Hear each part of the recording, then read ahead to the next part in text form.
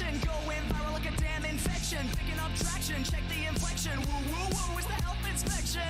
Yeah, I heard you were sick. Check out my next trick. I'ma take what I know about the man. Hang a 5-2 up on your TV set. I'm the ultimate broski from the LI I was sent. Yeah, I've been to hell and back, cause I was so helping. Being this good is a crime. Sipping my Bud Light lime. The girls, they think that I'm fine. Yeah, they know it's my time. She's got nothing that I want, nothing that I need. Yeah, you only get one chance. You wanna show off? Come on and show it. I won't miss this. I won't blow it. Whoa, whoa, whoa, you know it.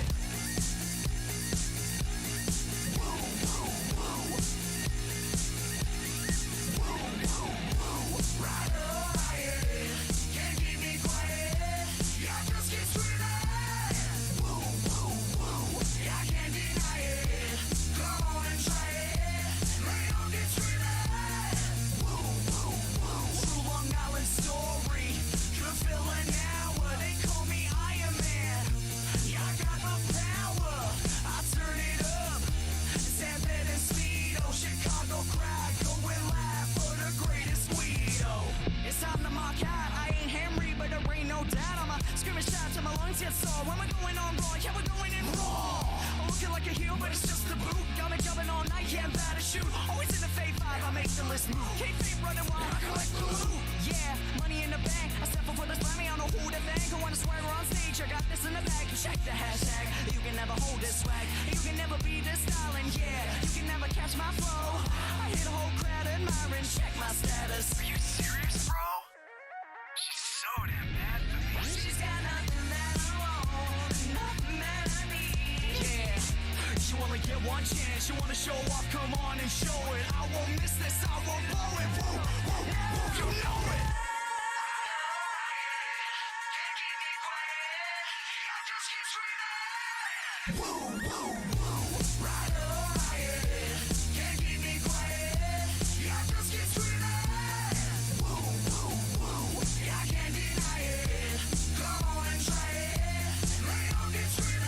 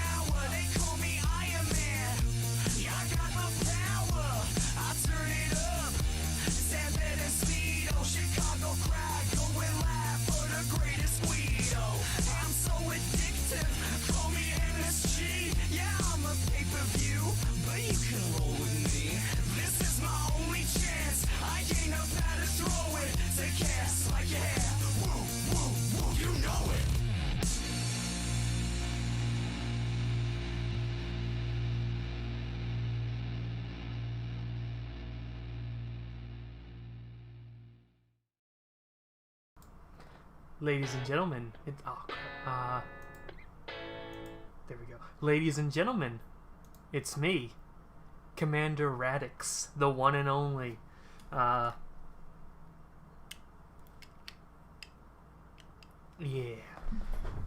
So, last time we did a stream, it went very good. Chat was very active, and I thought, hey, let's try it again.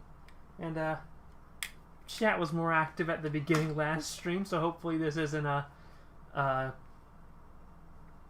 omen of what's to come, but I thought I'd give it another shot. Now, I did make a poor decision planning. I thought by the time this stream would start, my dinner would have been finished, but I am still currently in the process of making dinner, so at some point, I'm going to have to get up and finish up dinner once it's done cooking. Let me move my fan so I can see the timer. 10 minutes. 10 minutes. So in about 5 minutes, I'm going to go fry up some Spam. Until then, we can talk a little bit. Although, chat's fairly dead. The stream might end in 5 minutes. I don't know. But yeah, last time was much more active. But, yeah. I just spilled water all over me. I just had breakfast, says Omari the Boss 345. Time zones aren't real. It's only 7 p.m. How are you eating breakfast at 7 p.m.? That's impossible. Gentlemen, I am back, says Armada24. Welcome back, Armada24. Welcome to the Danger Zone. Welcome to the Octagon. I'm trying a different setup with my mic. I don't know if I sound worse. But yeah, we're just going to chill, talk about Transformers. Maybe if anyone has anything to talk about other things, we might talk about other things. But yeah, I have one topic I want to talk about.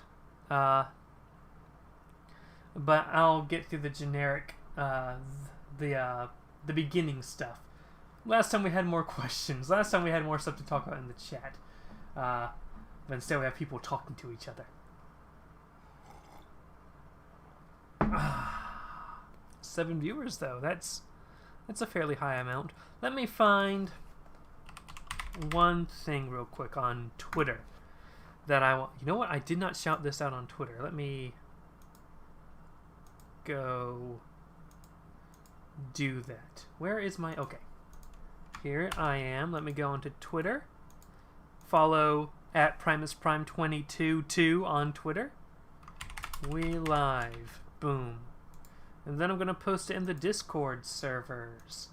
First, Lazy Koalas. Commander Radix is live. And then in Commander's cabin. We live. Boom. Well, I was looking for something on Twitter. Hold up. TF Wiki. Because I only noticed it because they retweeted it, and it gave me a headache. Where is it? Where are you? Where is the stupidity? Where is the thing that makes me want to shoot my brains out?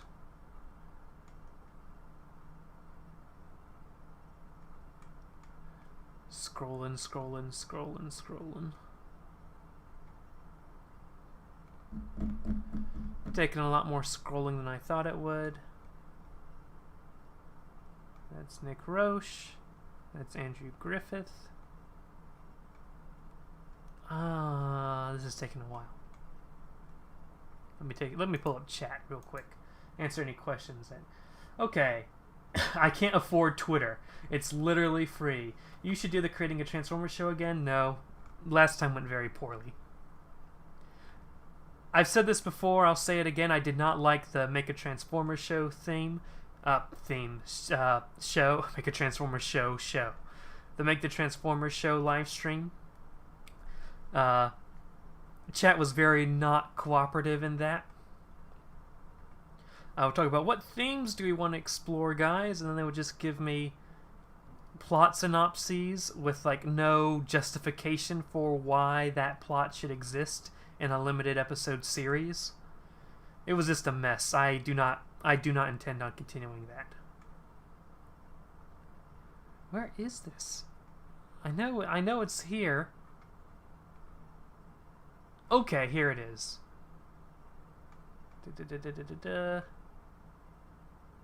Okay. I have my stuff prepared for when we get to that.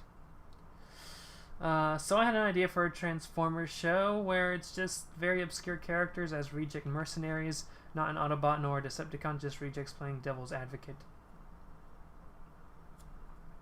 That sounds like at the base of that, at the foundation of that, is just the same thing as Last Stand of the Wreckers. Isn't it Unicron's advocate? I see what you did there.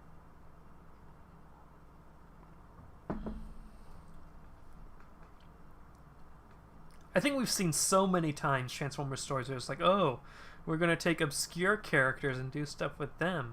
And it's like, at what point do we stop applauding people for doing what should have been done in the first place?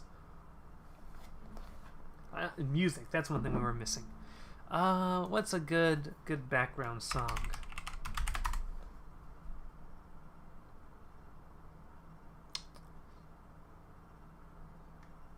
What's a good Ost? What does Undertale sound like? That's not bad. Let me know if the music's a bit too loud or a bit too low.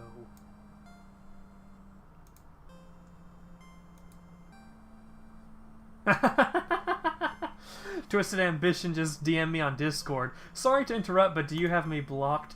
Yes, you are blocked on here. It was the last VOD I posted, and then you commented, "This isn't Minecraft." I ain't dealing with that today. That was an instant block. I laughed. To be fair, I laughed. I said, "Hi, user from channel." Let me unblock you. Where do I go to do that? Give me a second. Hey, 13 viewers. It's still a lively stream. 13 viewers should be a good amount for a stream, although it seems like most of them aren't talking. If we have lurkers don't matter at the end of the day. Where do I go to? Settings? See, in the old studio, it would be under community.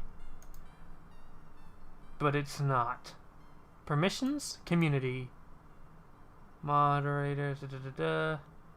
Oh god, I've blocked so many people on YouTube. Our Twisted reads. Wait, save. Okay. You should be free now, Twisted. You should be able to spread your joy to the comment section. Lurkers don't have rights. That's a good point. A good song is actual game. We'll say on the buff, but that's not good for background music though. Why? But I love you, Radix. Oh, this is starting to.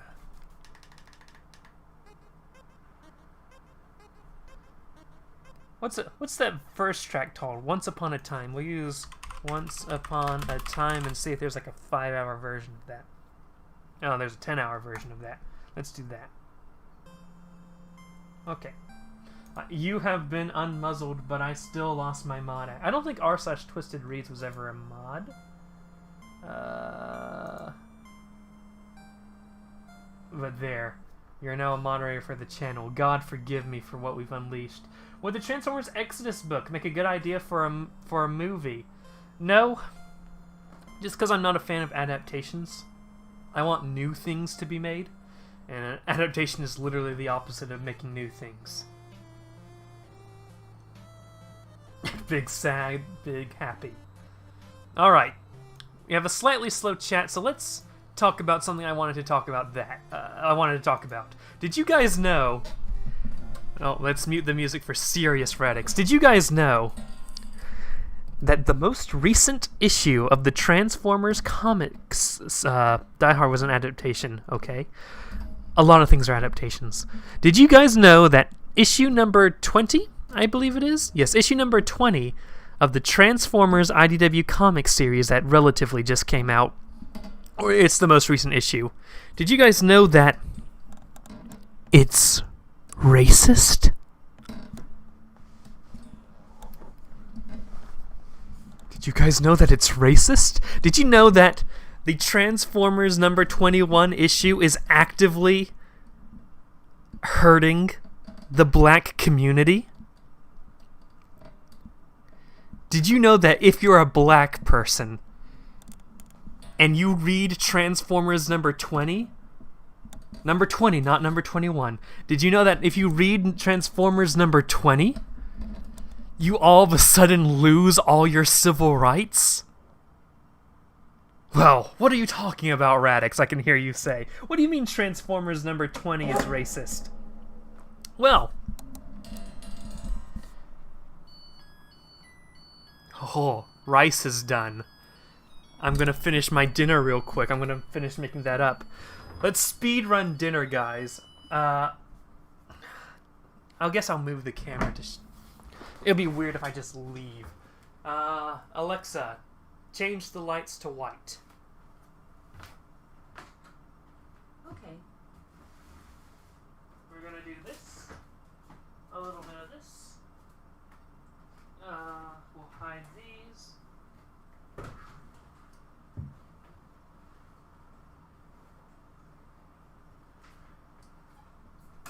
Okay. And then, how are we going to do this? We're going to we're going to speedrun dinner. We're going to screw you onto a tripod, onto the gorilla pod. And then we're gonna... What do we stick you on? We'll stick you onto the fan.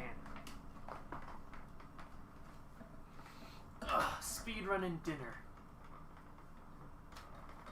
Ooh. Oh, that's weird. The fan's getting shorter.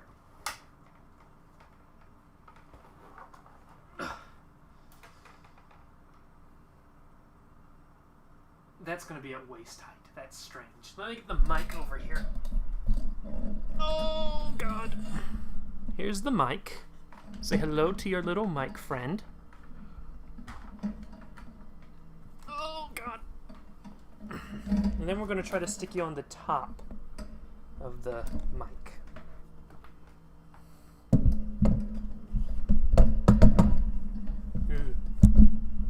Very hard to do this. I just want to eat food, man.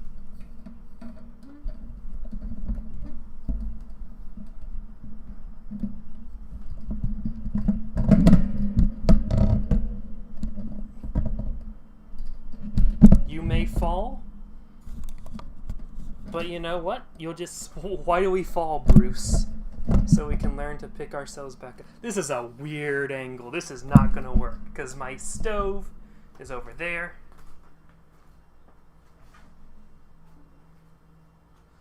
Let me open up chat on my phone. Okay. Bada ba bing. I am looking at the stream. Oh, that's a weird angle. So, let me do this. I have spam somewhere. Here.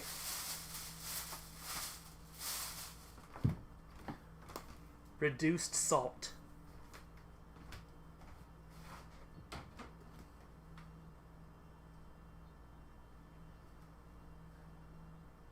What it has reduced. We'll get to the racist Transformers after this. I just lost all my civil rights. Dinner speedrun. Oh, you're looking now? This is what I'm here for. Bruh, Transformers 20 is racist, bruh. Is mad racist. Okay, BRB gonna legally read Transformers number 20. Bruh, Twisted reads Transformers 20 is racist. Can you put your dishes in the dang cabinets at least? These cabinets are full of lizards. They crap on everything. They lay eggs on everything. You don't put the dishes in the cabinets. And that's not just my apartment. That's like village-wide. People don't do that. Just went to issue number 30. Have you seen Goopy? What's Goopy? It looks like part of your house is being held together with tape. It is. For reduced salt.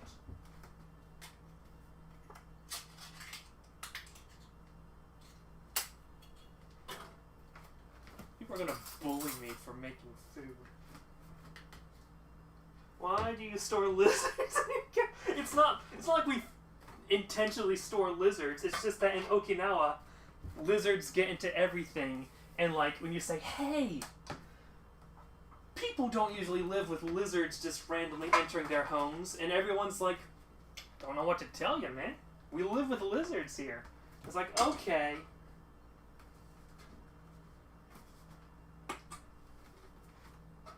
What's this? Oh, I hope it's clean.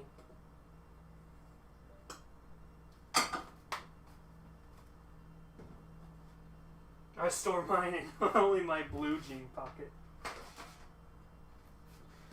Because Radix is actually a lizard person from the Lizard Society, just cook the lizards. Weird thing to think to say. I have a knife. I met him IRL, I can confirm lizard person. We are doing the opposite of speedrunning dinner at this rate.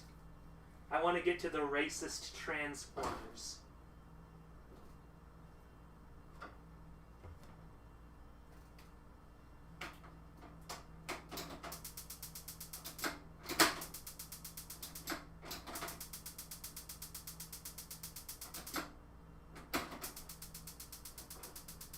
take some tries, but we get it done.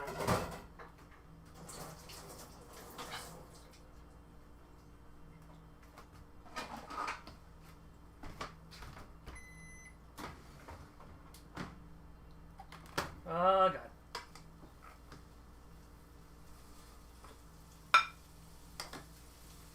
We're gonna leave that flame unattended as I get this rice.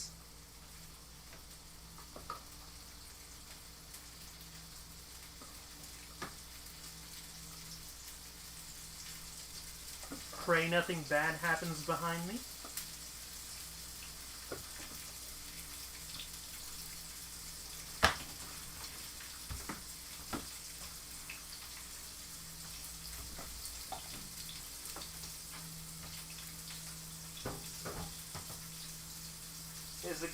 It's the government spying on you. If you're a lizard person, then you know Obama. No one acts like him, and it's not a lizard person. It's a hot beat bazinga, however the kids say it. Bruh, he said bazinga. Also, Goofy is a guy on TikTok who looks like he dances with no bones. That's unfortunate.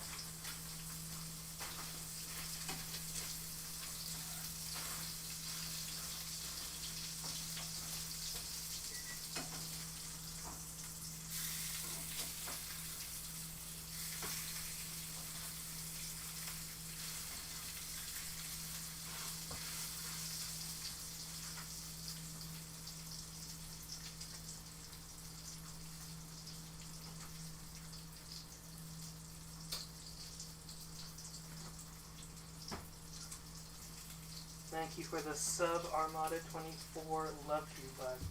Oh, it's Twisted Leeching off the Commander Radix community. Mark Zuckerberg is an interdimensional lizard.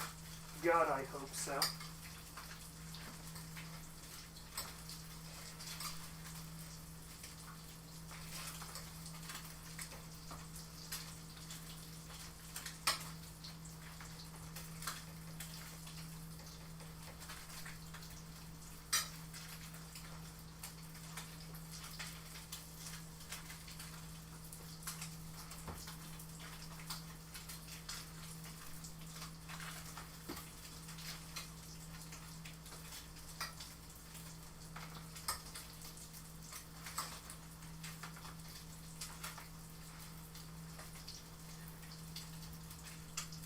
Like I said, I meant to get this done before the stream, but I misjudged how long it would take to do this.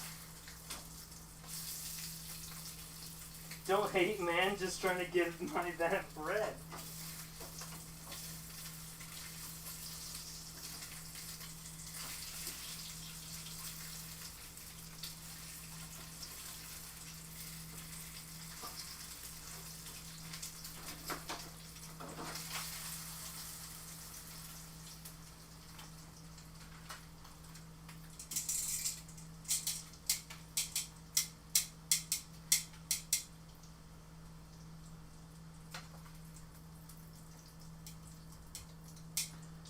You know, it feels odd not seeing the stovetop and just seeing your body movements.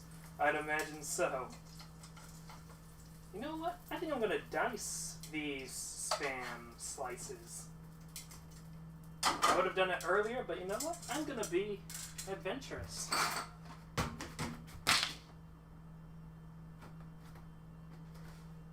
No, I'm not gonna. Oh, maybe I will.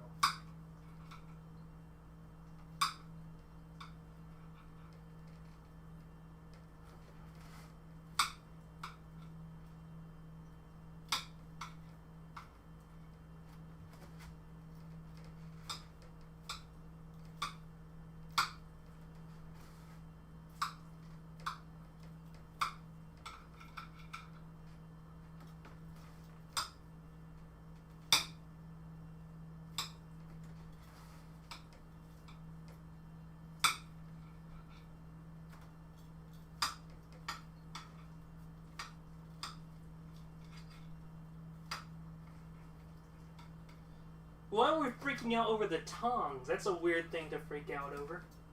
Right? I'm not alone in this, right?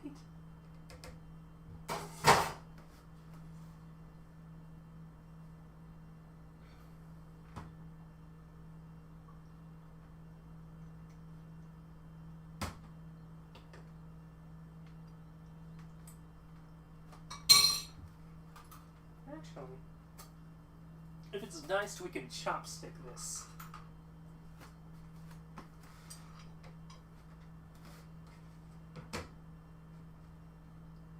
Okay, returning back to the main desk. Oh.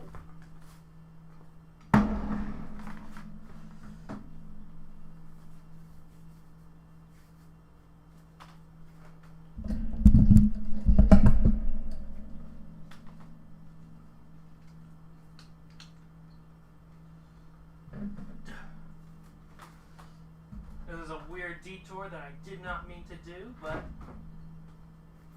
you gotta do what you gotta do. Wasn't gonna starve on the stream.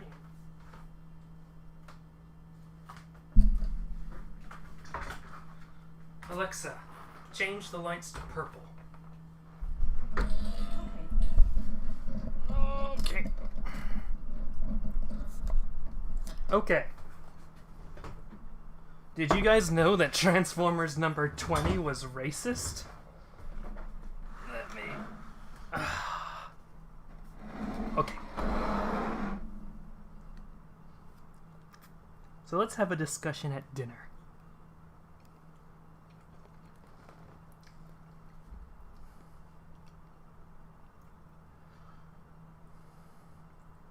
I'm just looking at this chat full of people like amazed by tongs. Transformers 20 is racist? Darn right. Now, Transformers number 20 came out relatively recently. I want you to remember that when making a comic series, typically, writers have their books planned and the scripts written well ahead of time. Like, scripts are written well ahead of time. So this book that came out recently was really made a long time ago. Now, let me show you some stuff. Boom. So, these are scenes from Transformers number 20. Ascenticons and pro-Ascenticon supporters, aka the predecessors to the Decepticons, are protesting the Autobot government. In one scene, we have a crowd of... I didn't notice, but there's Sentinel Prime crushing a thing with his hand again. I said this before, this comic loves to have characters just crush things when they're stressed out or angry with their hand. But, so, here's a random example of a protest scene. And in it, there are some stuff like, no justice, no rule. Interesting. Another example is, or another thing that happens to happen in Transformers number 20. Some Transformers Great Agent Orange would help there. Keep in mind, these are the predecessors who will later become the Decepticons. Another scene has Prowl, Autobot police officer,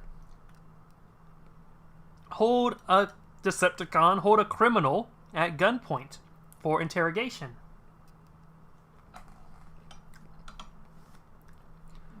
Holds him at gunpoint for interrogation. There's also a scene where he comes in, grabs the dude the police are interrogating, slams him against the wall, and everyone's like, hey, Prowl, you can't do that, but it's presented as a heroic thing because Prowl is going to stop this insurgency. He's going to bring peace to Cybertron. He's stressed out. The tether just fell, which is like the Transformer equivalent of 9/11. Like basically the moon has this giant cord attaching from the moon to Cybertron, and that cord is taking energon from the moon to Cybertron. The Decepticons, the Ascenticons, but who will later become the Decepticons, sever that cord and causes this massive... Keep in mind, the distance between a planet and a moon is a big distance to be covered by a massive cord. The cord gets attacked by the Decepticons and gets separated. So this cord just falls down and just crashes on the planet in a long, straight line. Have you ever seen Gundam 00? When, like, the orbital elevator gets destroyed and it's crashing down, and like all the fighting armies realize that, hey, that can destroy a large portion of the planet just falling down in a straight line. So let's destroy it and prevent as much rubble from falling down as possible. It's sort of like that. So massive terrorist attack. This comic shows like Bumblebee searching through the ruins, trying to find anyone who's still alive, but they're all dead. A 9/11 comparative event for the Transformer Society. So Prowl needs to find answers. He's interrogating. He finds this dude who knows something, and this dude's playing all coy, like, I'm not going to tell you anything, and he like starts hitting him. Strongarm says, wait, is he allowed to do that?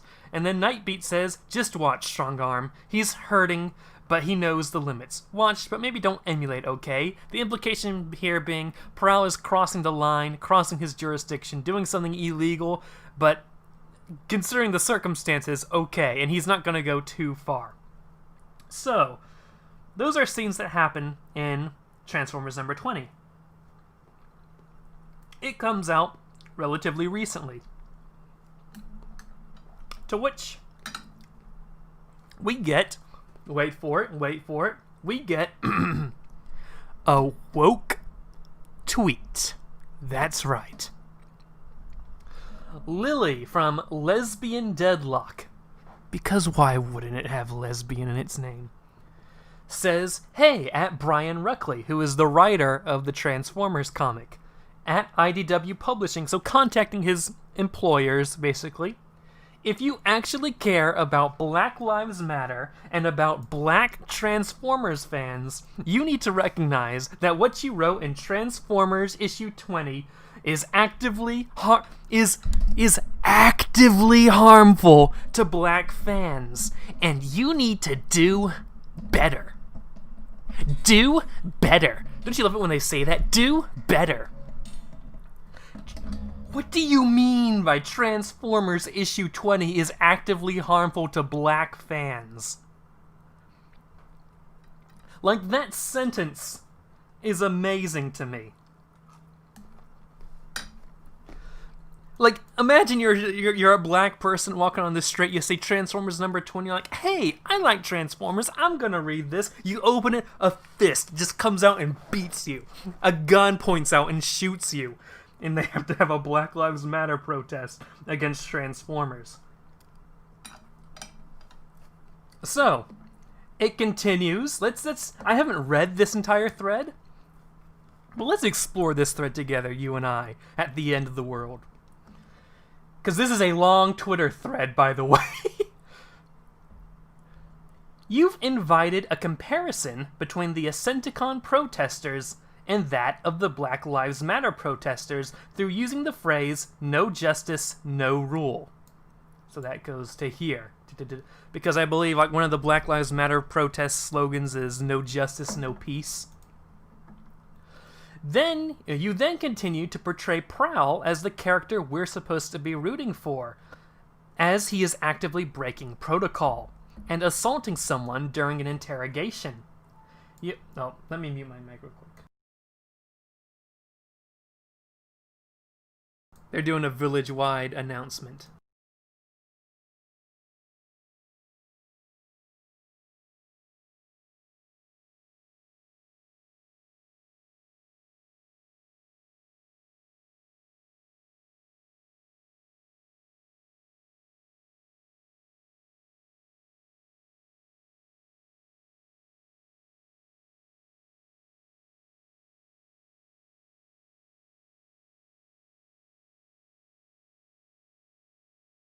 Okay, we should be good.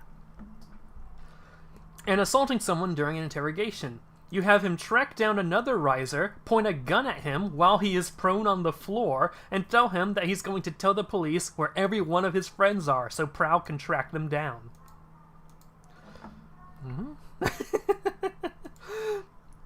You're portraying police brutality and expecting the audience to either overlook or endorse it, even if this is not your intention, even if the Insecticons are insidious or the bad guys, or this is going to be later subverted, you are choosing to send this message now.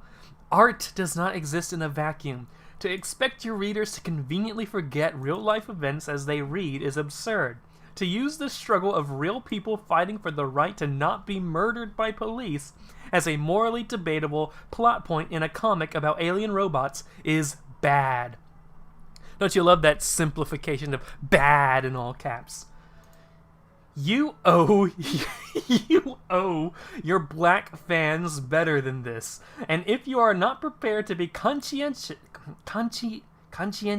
there we go, that you are writing in a space that has historically been used as a political platform, you have no business writing comics. Do better. Looks like we hit them with a second do better. Do better. Do better. Don't you love it when they take the high position? You need to do better. Not me. I'm always right. Phew. I don't even know where to start with this, but the idea that Transformers number 20 is actively harmful to black people is insane to me. There are... Is this person white? Why do I have a feeling this person's white?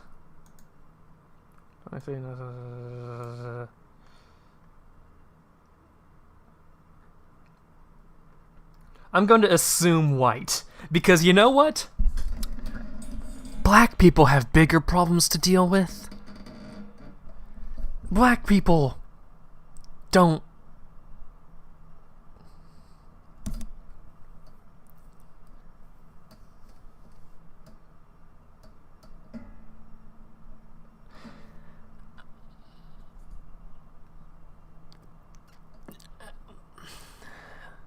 There are so many more important issues than this right now. All the energy used to type up this massive Twitter thread from @lesbiandeadlock. This person is taking... I have a feeling this is one of those people who all they do is consume media. Read comics, play video games. All they do is that. And maybe not step outside every now and then. I have a feeling that all their friends are only friends in so much as they have the same interests, like the same media interest, but nothing else, nothing like character or anything like that. I get the distinct feeling. I know nothing. I could be wrong. But this is the impression I'm getting. And because their life revolves around media consumption, the activism they think they can take is this minuscule, weird... I choose to interpret this as racist. Therefore, it's racist. Therefore... I have to @ the writer on Twitter and @ their employers. So, let's see. Let me check in with chat real quick. We getting woke, boy. These have to be trolls. God, tell me these are trolls. They are a company. They should have no say in these matters. My brain is melting. Geez, how much free time does this person have? Yeah. That's the issue. People have way too much time on their hands now. They need to get back to work and mind their own business. People, please don't kill my last brain cells. I need them. This is making me want to do self-surgery to remove my brain. This lobotomy is preferable. This thread makes me not want to be human anymore and just become a cockroach. Being a cockroach is better than living in a world where people like this exist.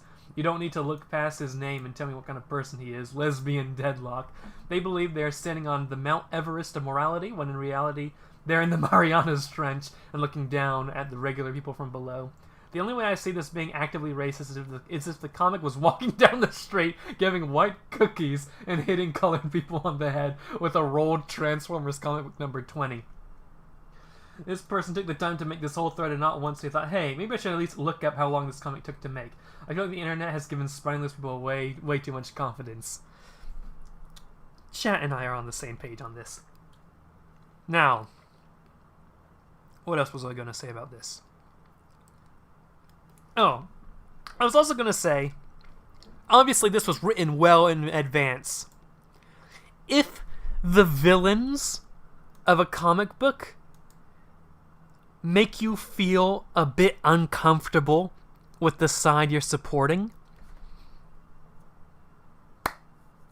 And I'm talking about a comic book that wasn't written in the context. Like, this is an interesting case where this was written well before the unrest in the United States right now. The current wave, at least, of the unrest in the United States right now. So it's separate from the political context they're reading into it. If this book that was written separate from that context has villains that makes you feel uncomfortable because they remind you of the side you support,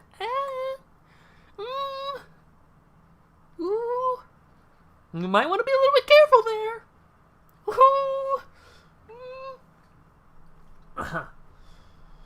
Tall crap get hit. Twisted 2020, make it happen. It's that never been punched confidence that gets knocked. Yeah, so, what would have been the normal thing to do? Say, hey, this is just a random voice on Twitter that's just yelling out into the void. Would you ignore it? Let's say you're Brian Ruckley. Let's say you're the writer of this book. What would you do if you saw that on Twitter? I'll tell you what I would do. I would see that and go, and then ignore it. Just think, that's weird. Would you A, ignore it? Would you B, meme them up, refute them, say no? Or C, apologize. Back down and apologize for what you did, because what you did was wrong. I'll give chat a moment to think. What do you think happened in this scenario? Did you think Brian Ruckley ignored it? Refuted it? Or apologized in a multi-tweet thread? What do you think happened? The normal thing to do would be to read the comic a few more times and understand that I'm not an idiot, and robots on another planet aren't humans on Earth. He should have ignored it. Option D. So what happened is, he wrote a 12-part Twitter thread apologizing. So, here's the writer of Transformers, Brian Ruckley. Thanks for the considered and articulate challenge. First, on the Black Lives Matter Ascenticon comparison, way back when I started this series, I specifically chose not to emphasize any direct/explicit references to current politics. So, I certainly didn't set out to draw that comparison. The sign you mentioned isn't in the script, and either wasn't in the proofs I saw, or I didn't notice it. It's true. These slogans were written in by the artist, not the writer. I'm very sorry if anything in the execution of the issue indicates an equivalence with what's going on at the moment. For the avoidance of doubt, I personally think the current Black Lives Matter protests are wholly justified, and any government/policing response to them that does not consist solely of empathy, listening, and trying to change is wholly unjustified.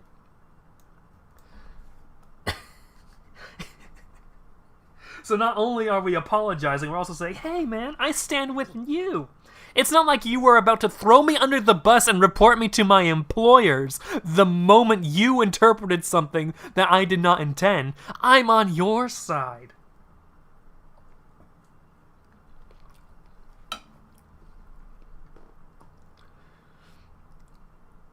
Any Ascenticon stuff in the comic is 100% not a comment on or inspired by any of that. Doesn't matter, you already apologized, fool. I will try to be alert to anything that might give that impression. Also, I'd like to add that this dude is Scottish and not an American. Not saying that means anything, just pointing that out. Second on Prowl. You're right that the way I'm handling him doesn't work as intended in the context of the times. Again, I'm very sorry. I'm very sorry for any hurt or offense what I've got him doing causes anyone. Again, I'm very sorry for any hurt or offense what I've got him doing causes anyone. As you expect, it's intended to be a long character arc that plays out over a very extended period of time, but you're also right that immediate context matters. And TBH, if I was writing this stuff now, it would be a little different, because I recognize that his presentation here can easily be interpreted as insensitive and somewhat tone-deaf to important and tragic current events. Oh boy. Unfortunately, all of this stuff was written a long time ago. I was writing, and folks were arting, editing, and printing quite fast to help catch up to the comic schedule early this year.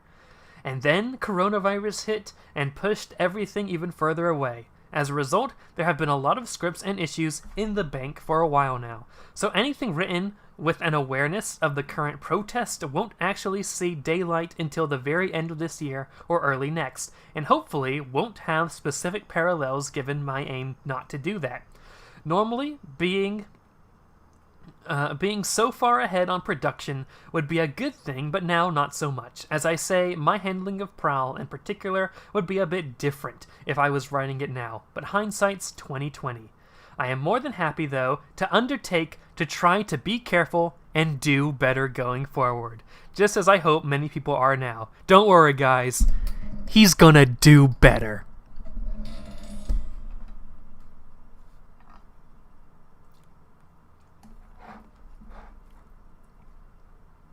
Let's see what chat has to say. The guy folded like a pair of socks. My money is apologies because Twitter seems to remove people's spine. Of course Brian would ignore it. I mean, what kind of person would never listen to some idiot on the internet? Oh, of course he apologized. Guy folded like a $3 chair. Where do I sign up to be a cockroach? Coward. God, why? Boycott Transformers 2020. I'm sorry you were offended. I'm sorry that you have such a negative reaction. I'm sorry your mother didn't take you on the chin like the... Okay. While I do think he should have apologized, he might have been pressured... Well, I don't think he should have apologized. He might have been pressured by Hasbro, too.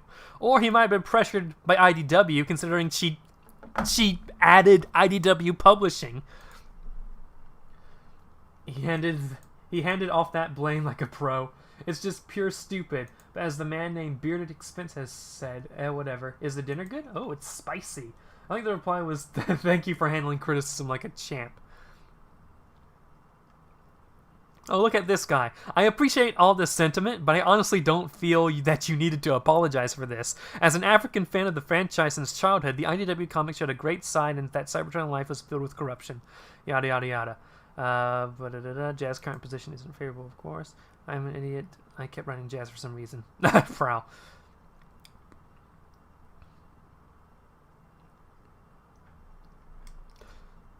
That's not all he tweeted, by the way. He also did a...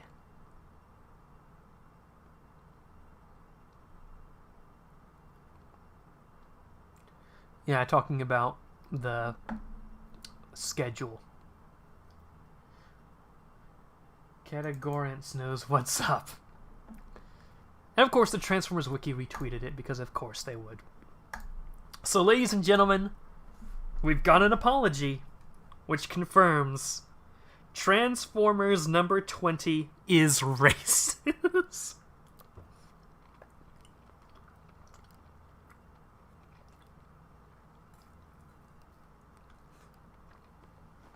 Dear IDW, I'm offended by you rampant apologizing. Apologize to me for the offense. God, I'm glad I'm not a TF fanboy. Ain't that the truth? Transformers number 20, but not this whole series, by the way, is just bad, bland milquetoast. And it amazes me that anyone got fired up enough about this Transformers series, the most boring and bland series we've had in a long time, and someone has the energy to write that much of a Twitter thread about it. Like, this Transformers series is like the most unoffensive, boring series I've ever read. It can't tell a good story. It doesn't have the capacity to offend anyone. And let's say Prowl comes up and says, "Ooh, I hate N-words." Let's say Proud did that in Transformers number 20. Would it matter? Because nobody's reading it. The Transformers comic is getting very low reads? What? Not views, reads? Very low sales. Nobody's reading it. Most people who read it don't seem to like it. Nobody's talking about it. Prowl could just be redesigned to look like a KKK person, and the only people... I would say nobody would be reading it, but then that would obviously make the news. But like, so let's say there is something harmful about Transformers, about the current Transformers series. Nobody's reading it.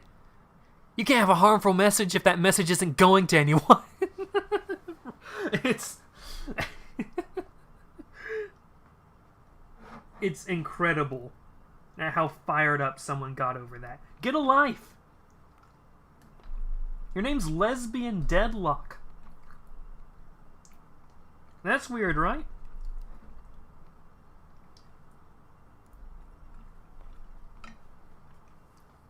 I'm here to support my friend Radix. Well, you're lucky then. And now he will never stop apologizing, and that will taint everything he does in every book in this series from this point on. I don't know about that, but it's certainly a meme and a half.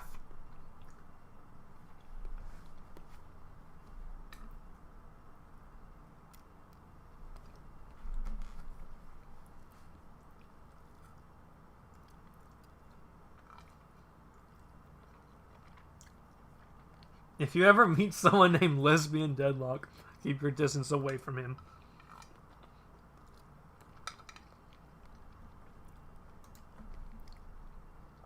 Do better. Don't you love that phrase? Do better. Lil, 23, comic artist and writer. What do you write? Oh, I'm looking at her Twitter right now in case that's not... Let me go to her website. Make sure there's no porn on it.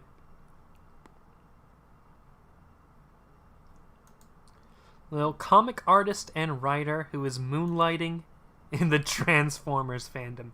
Mostly write things, rarely draw things. Current, that one movie verse AU where June and Knockout are friends. If by comic artist and writer, you link your Tumblr and your, what's it called? Archive of Our Own.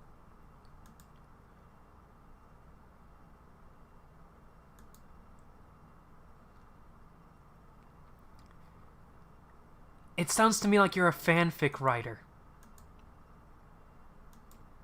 Now, I mean... So that sounds like you do it professional when you put it like that, but I think you're a fanfic writer.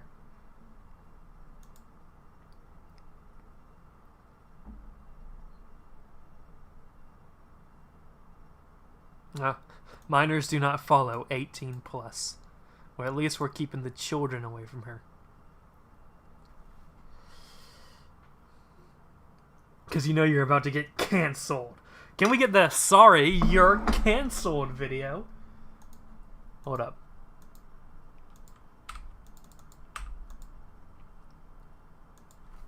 Sorry, you're cancelled. Oh.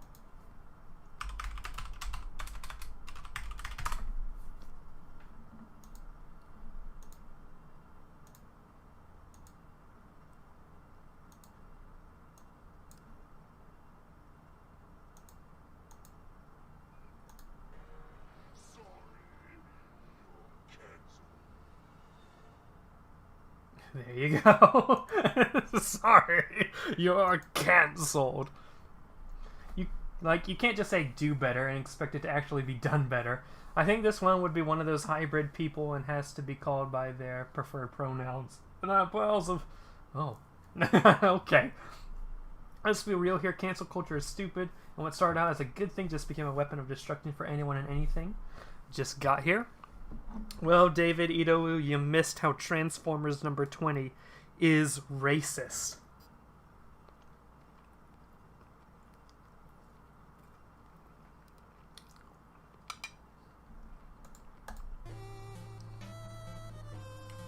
So how we doing, guys?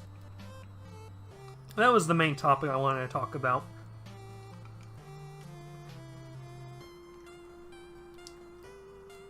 We can move into, like, questions or whatever. Don't damage this poor man that just arrived. Save him from the stupidity and preserve his sanity.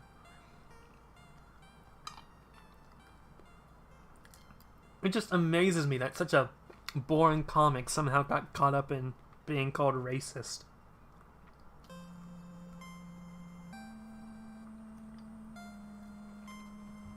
Like, that one tweet thread is probably like 80% of the discourse on Transformers number 20.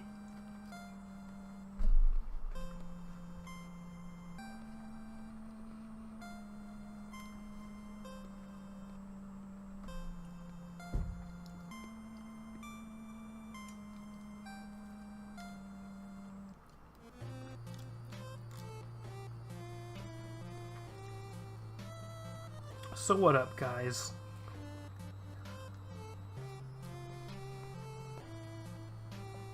Next thing you know, construction workers are going to start calling out the comics for all the property damage done when they crush things. It amazes me that things that were acceptable in their time, and even now are not that bad, can get someone cancelled by people that have never lived a day in the real world and never worked. Question: do you have any Transformer toys in your humble abode? Yes, I have one. Where is he? I haven't, come to think of it, I haven't seen him in a while. There he is.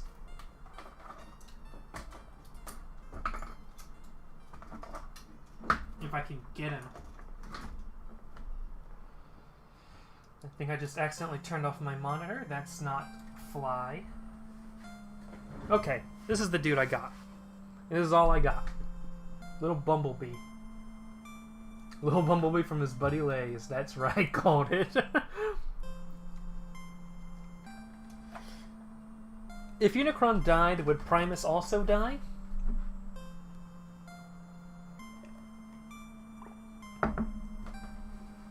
Before the Shroud, if Unicron, the multiversal singular Unicron, died, and I mean really died, and to kill Unicron it takes several different suns, I guess, and an all-out assault on, like, his other bodies in the multiverse, with a total destruction of that. But once Unicron actually fully dies, which has only happened once,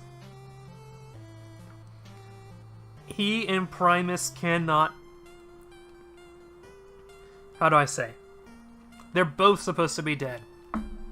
If one dies without the other dying, then you get a singularity crisis. Or a singularity, I guess. Of course, the only time Unicron died led to the Unicron singularity crisis, which is the big black hole in Transformers Cybertron, and threatened to destroy the whole multiverse. The only reason it didn't destroy the whole multiverse was, for one, Soundwave revived Unicron, brought him back to life, and for two, the Cyberplanet keys were used to close up the singularity. So, no, and yes. If Unicron dies and nothing is done to keep that singularity in check, the whole multiverse dies, and thereby Primus dies. Also, check your DMs. I made you a gift. I'm not proud of it. Oh boy. Twisted 2020. Talk crap, get hit. He gave Prowl a KKK hood. Superb. I have an animated Skywarp, a Titans Return Headmaster of Quake, and Hardhead. I only pick up toys I like. I've never been a collector. I thought the Big Black Hole was Transformers Cybertron. It was most prominent in Transformers Cybertron, but it was a multiversal event. There are comics and stories all over the place of how it went down everywhere else.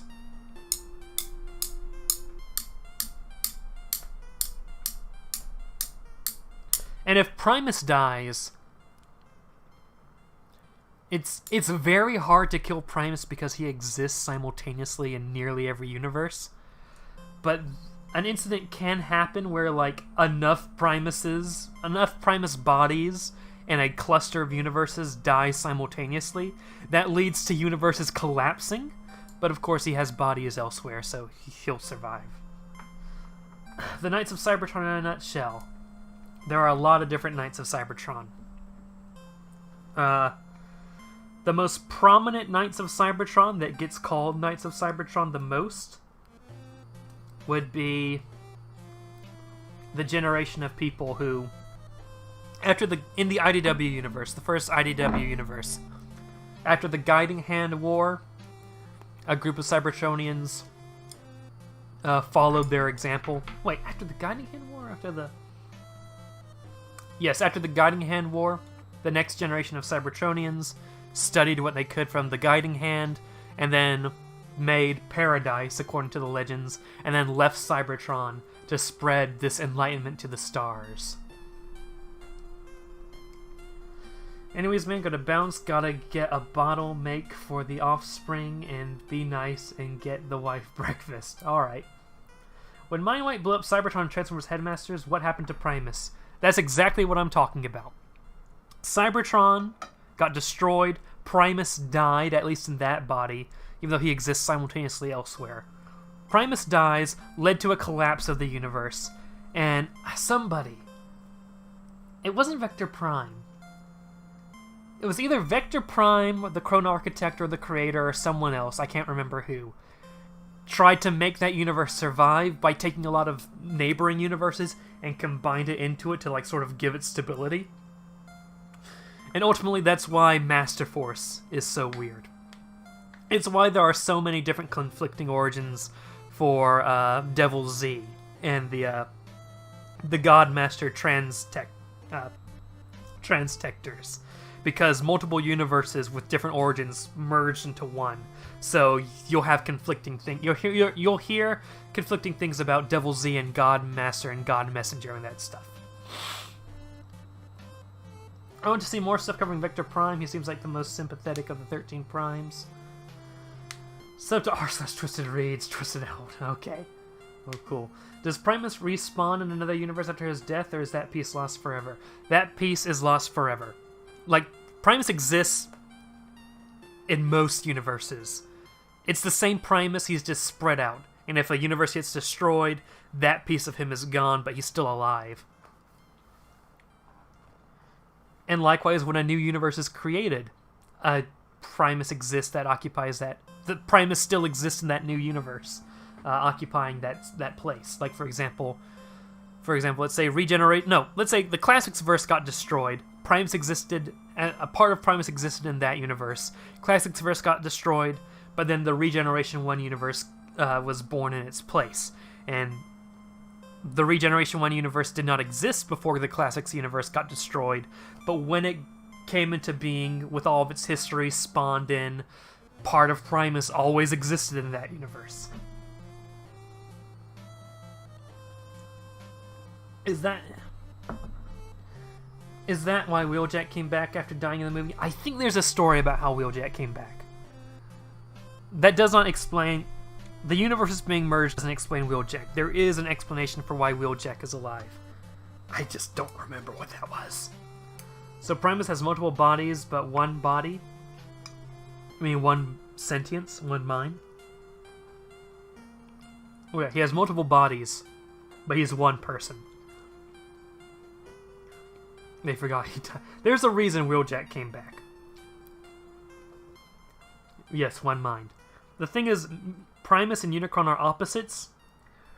Even though Unicron, as a multiversal singularity, experiences time different, and so he may appear to be simultaneously existing in multiple universes at once. For example, Unicron was being the surface for the universe war in the G1 cartoon universe at the same time as Transformers Energon. So he appears to be in two different places at one time, but that's just because he perceives time differently. Theoretically, Unicron moves from universe to universe, while Primus is in all asterisk mark universes at once. Is Primus just actually God at this point? No. He's a part of... He ultimately comes from the One.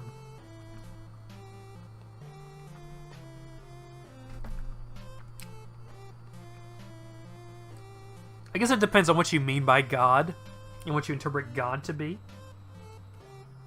But the way I interpret it, he is a god.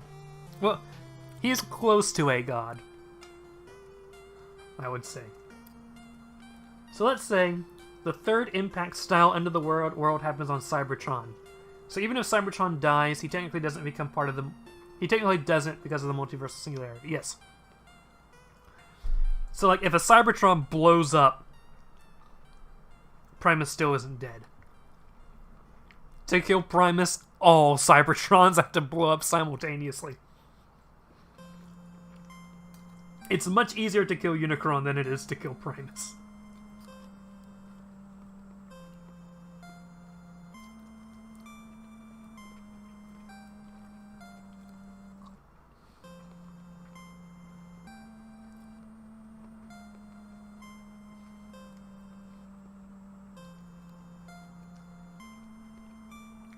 And even if Cybertron gets destroyed, let's say in Universe A, Primus dies, Cybertron gets destroyed, that doesn't mean Primus's essence can't check up on what, hey, what's going on, guys? Why did the One create Unicron and Primus? Because the One predates the Big Bang, and the One was kind of just chilling, and then the Big Bang happens, and then he's like, whoa. All of a sudden there's this universe around me. So he's like, I want to explore this. So he created a being from his energy to explore the universe. Or multiverse. When did the multiverse start? At the Big Bang. In Transformers it was at the Big... Okay, so he sends Unicron out. He creates Unicron to explore the multiverse. He creates Primus because Unicron starts destroying stuff. And he's like, whoa, I accidentally unleashed death upon the multiverse. Let me fix that real quick. And he creates Primus to serve as a counterweight, as a balance to Unicron. What about Shattered Glass Primus? Is he... I heard he's also part of the Primus, so it's hard to kill him. Primus is... The Primus in the Shattered Glass universe, at first, is the multiversal singular Primus. It's the same Primus. It's like, yes, it is just as hard to kill him because he's Primus. So, in order to kill the Primus in Shattered Glass, every Cybertron in the multiverse has to be destroyed simultaneously. But a new Shattered Glass Primus gets born. And that newborn Primus is a post-Shroud Primus.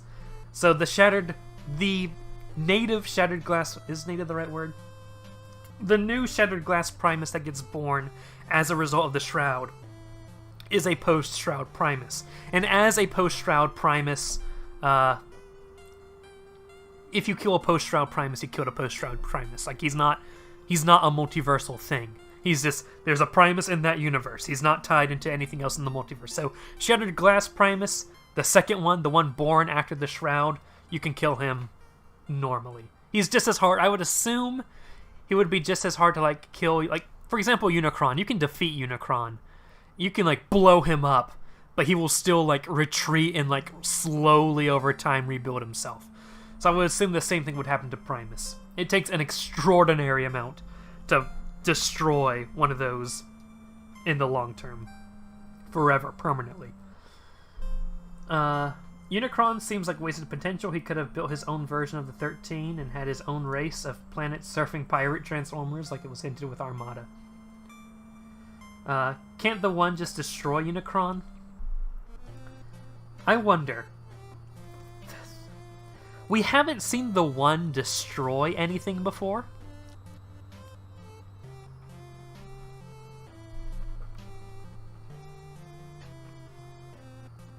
So I don't know if he has that ability. Like, as I understand it, and there's very little sources to talk about this, but I've always imagined it to be, so this isn't necessarily canon, but like, Unicron was an astral being. The One is an energy sort of being. So I always assume like the astral energies that made up Unicron came out of the One, sort of like a weird cell giving birth. And I can't imagine, like, two identical types of cells trying to destroy each other. I imagine them only reproducing, you know, what's the word? Asexually reproducing. So it's hard to... We've never seen the one as an agent of destruction. He's always created. What more exactly is the Dark Gods and the Light Gods? The Dark Gods were a race of gods... Oh, who made them first? I think Unicron created the Dark... Oh... I can't remember. Check my early Transformers lore videos. But I think Primus made the Light Gods first. Primus was created, and Primus was more about order and peace.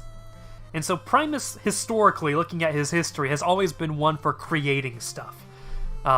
With the exception of when he went on that weird genocide against the demons in Regeneration 1. Regeneration 1. But Primus... My interpretation is that he was kind of lonely, because he was like, besides Unicron, who he wasn't really on speaking terms with, was the only one of his kind, and we know that he's like a natural born creator. He likes to create stuff. So I always assumed that he was kind of lonely, made some friends. The Light Gods were probably similar astral beings to him. And the Chrome Architect... Was the Chrome Architect? I know God Messenger was either a Light God or a descendant of the Light Gods. But we've seen other Light Gods before. And they're always these weird sort of energy beings. So, I assume he just wanted to create more people like him and create the Light Gods.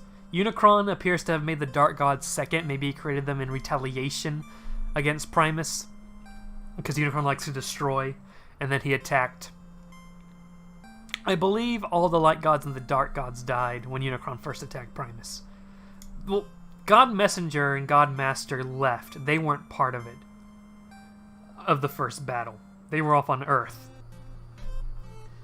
But we never really see any Dark Gods after that. So I assume the Dark Gods died out in that first battle against the Light Gods. So like the Light Gods and Dark Gods pop up, there's a battle, and then they're gone. Like they kind of disappear with some select individuals. Based on what we know of them, they appear to have been some astral-type beings that were generally aligned with Primus or Unicron, depending on if they were a light or dark god who created them. Why would one want to destroy Unicron? He's a fan of the show like we are. Why is Arcee considered as the sex symbol of Transformers in Japan? Because she was like one of the most prominent female Transformer characters. And yeah, G1 Season 1 and 2 had like the female Autobots, as Shockwave always called them. But Arcee was the one that really was like more prominent. Especially in like Season 3. And you know, when you're the only female Transformer, that's going to happen.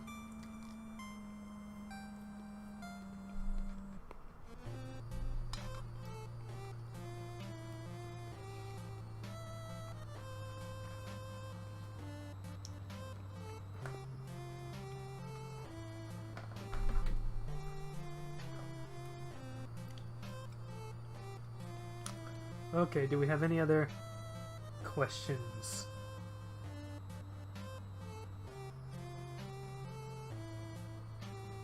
That's weird. I see that someone added on the chat on my dashboard, but it didn't pop up on this popped out chat. That's weird. And now... Oh, that's weird. I see Nathan Norman's post. Rick in the comics was a total bad... Arcee in the comics was a total badass. She ripped a guy apart. What's the best G.I. Joe Transformers crossover?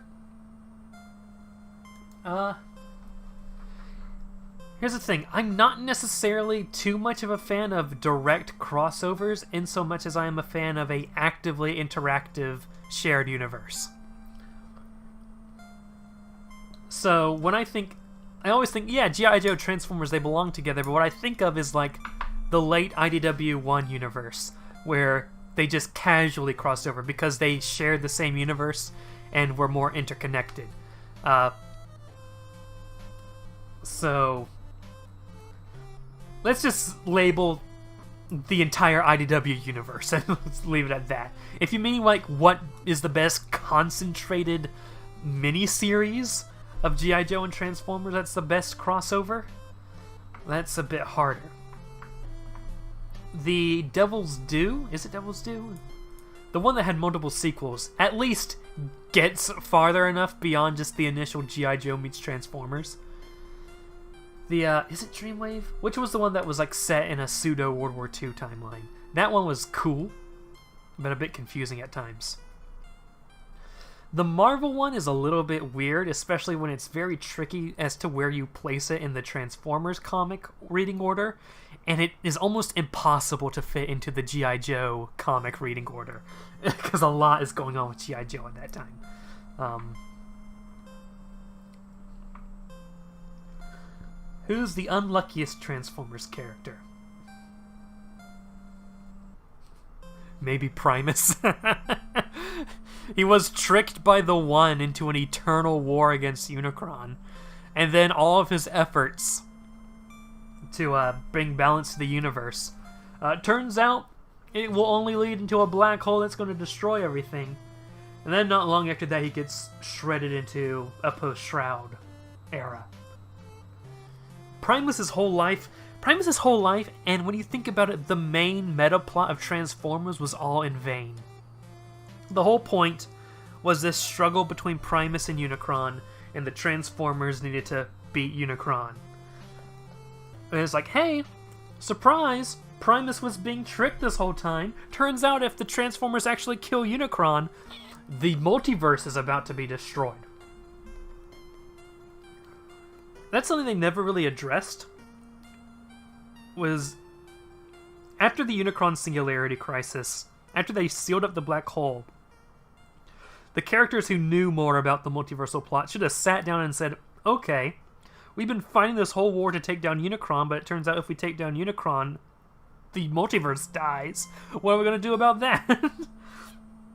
But they never really got to doing anything like that. And then the Shroud happens. I'm getting dinner too, Radix, so ha. What is Tidal Wave class? As he's too big for most Transformers classes, but not big enough to be classed as a Titan. What are you talking about? Titan isn't a class. Transformers don't have classes. Does Thrust die a lot in Transformers? Maybe. Unluckiest Fastback, always first to die. Do versions of Primus know about what happened right the Shroud? Could you revise that so I understand what you're saying? Arcee was the unluckiest experiment by a mad scientist, unfortunately female form, just because it says I want to see what happened. What series did you think of? What series did you think did Nemesis Prime justice? The only Nemesis Prime I care about is the one I did the documentary on. Any other Nemesis Prime is generally boring to me.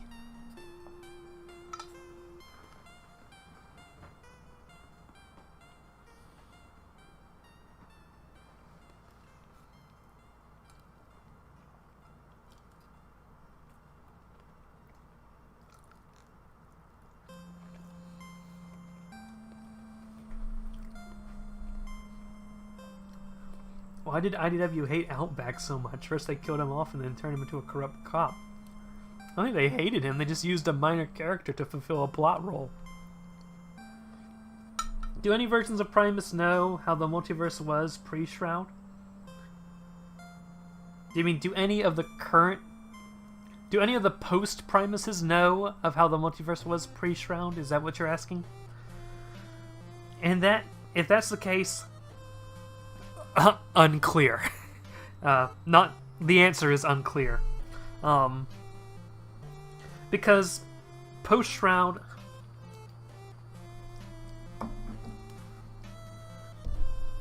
theoretically no. But if a book comes out where like a post-Shroud Primus does seem to know, that isn't lore breaking. So here's the thing with the Shroud. So we have some stories from the what's her name? The purple Armada Jetfire recoloring. Space. Oh god, I forget her name, but there was a series that was a journal written from her perspective, and the Shroud happens during that series. And like when the Shrouds happen, and she's like, "Oh boy!" And then she goes to this planet, and there's this strange creature. And first, that scene, this strange creature was like, the multiverse is being ripped apart, and I can feel that different versions of myself are being created. It's a multiversal singularity. So that scene establishes that there are, like, multiversal singularities are like a thing that exists that's more than a... Like, multiversal singularities aren't just the 13 and Primus and Unicron. Like, there are just random space creatures that are like, oh, that deep space strange creature happens to be a multiversal singularity. But it's not Space Case. Space... I can't remember her name. But she lands on this planet and she sees this alien multiversal singularity who's like, please kill me. I know I was once part of a greater whole. And now I'm feeling like a huge part of me is missing. I feel like I'm only a shred of my former self. The multiverse got destroyed. Or not destroyed, but separated. And now my multiversal singular self is scattered. And like basically this multiversal singularity was like in a lot of pain and suffering. I can't remember if she had put her out of her misery or not. I can't remember, but Vector Prime also was like, I feel that I'm... Mr. Stark, I don't feel so good. Vector Prime was also kind of feeling it. And then as time goes on, his memories get messed up, and slowly as time goes on, he's slowly like, what's a multiversal singularity? Like, slowly he forgets about all that. Presumably, the same thing was happening to that random multiversal singularity.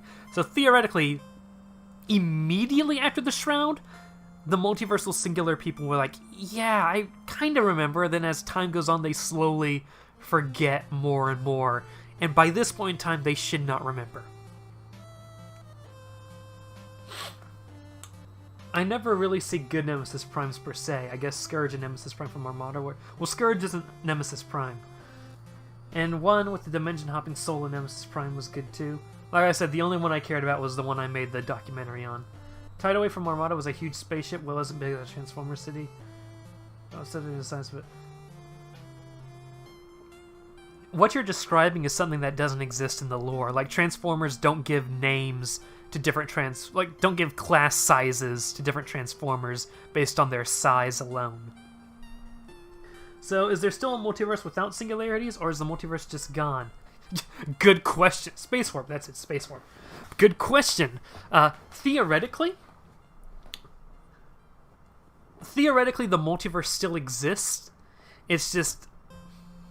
The way the Shroud ended, ideally, they meant the multiverse still exists, but it's impossible to travel between universes. And anything that bound universes together, like multiversal singularities, are gone. That's how it ended in theory. In practice, the multiverse is gone. Like, it's just straight up gone. Because in practice, current post-Shroud Transformer stories fall into two categories. Some that fall before... Ones that are... How do I say? There are stories that take place in a universe that originated before the Shroud. For example, Transformers The Last Knight came after the Shroud.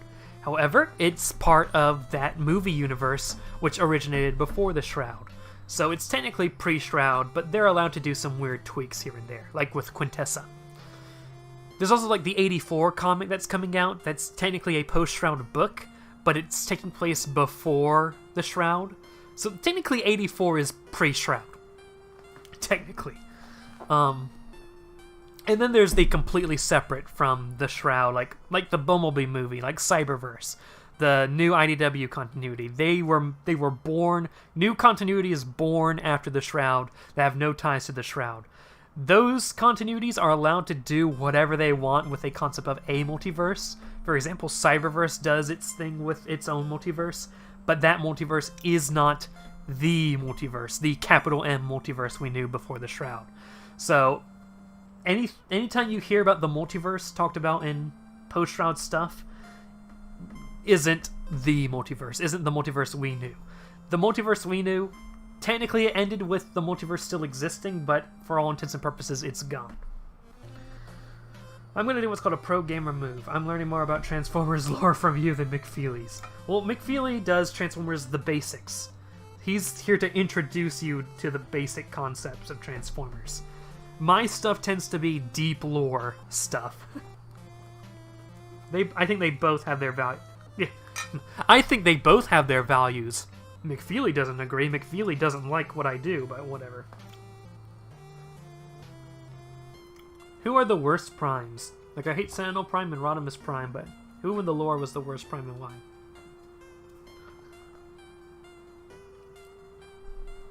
Well, if we're talking about the 13...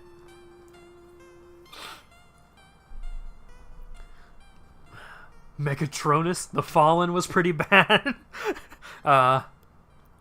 Liege Maximo certainly wasn't a good guy. Logos Prime started off good, and then the Elder Gods corrupted him, and now he's just a being of pure evil. So would a multiversal traveler like Sideways remember the multiverse? Ooh. That's a good question.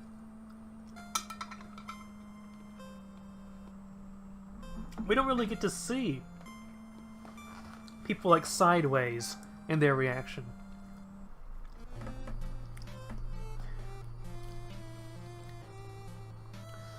Let me think about that. Theoretically. Oh, that's a good point. What does Sideways remember? Because not only did he jump around universes a lot and had like a lot of knowledge about the multiverse, he worked alongside multiversal singularities frequently, most notably Unicron. And also, he's not a multiversal singularity, so he wasn't ripped apart by the Shroud, so he just happens to stay in what universe he was stuck in. You can't have him forget about all the multiverse stuff, because that is his life story. Like, if you make Sideways forget about the multiverse, he can't remember anything. If I had to guess, I would say Sideways remembers, which is interesting, because the logic would follow that while the multiversal singularities slowly forgot about their memories outside of the universe they were present in, the non-multiversal singularities might still have memories of, like, the universe war, and might remember the fact that multiversal singularities were a thing that existed. That is fascinating! I would imagine that would be the case. Can you imagine if, like, in an alternate universe where Hasbro, like, cares about Transformers metafiction, and they try to bring the Shroud back? Like, have you guys read DC Rebirth, where Wally West from the previous DC universe is trying to find people who could remember the previous universe and the New 52 universe? And he's like, please someone remember me, but nobody remembers him because he's from the pre-New 52 universe. And then he goes to the Flash. Like, he goes to his wife, and she doesn't remember him. He tries to find his family, they don't remember him. But then he finds the Flash, and then, like, he's giving up, he's being destroyed by the end of his universe. And he just says, I know you don't remember me, but thank you for everything. And then the Flash looks at him and goes, Wally? And then pulls him in and says, of course, I could never forget about you. Like, imagine that sort of emotional scene done in, like, a post-Shroud Transformers universe where, like, Sideways doesn't care about anyone. But some good universe hopper goes to the multiversal singularities and makes him remember. So, would a multiversal... Yeah, things. Who's the most dangerous Decepticons?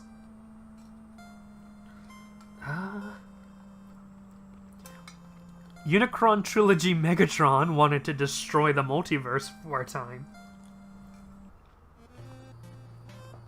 I'd say he was pretty bad. I'm not a big fan of the New 52. I dropped a lot of DC Comics because of first how they treated Blue Beetle. I'm the opposite. I came into DC with the New 52. When I think DC, I think New 52.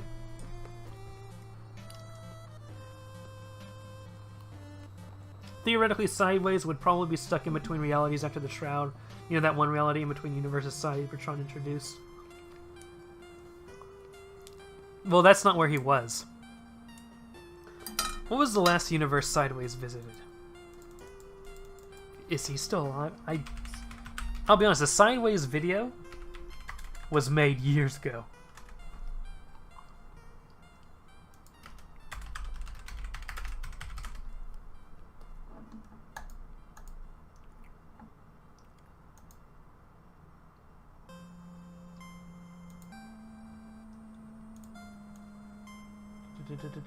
Okay, when last we saw him, he was in the Solitarium Wars.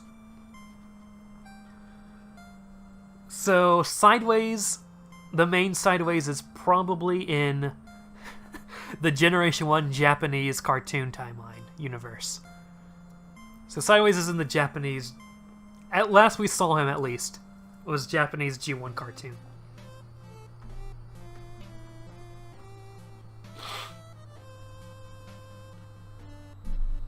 Wasn't there a group of GoBots traveling through the... Yes, there were a group of GoBots traveling through the multiverse. I don't remember what happened to them. I know they were still a thing when Beast Wars Uprising was happening, and Beast Wars Uprising... Like, half of Beast Wars Uprising is pre-Shroud, half is post-Shroud. I would... the GoBots still might be lost. The GoBots might not have gotten closure, to be honest. This has to be a trip. One day you're hopping universes and raising heck, and the next you're stuck in an insane manga. But at least it's not the parody comic, because that was pure madness.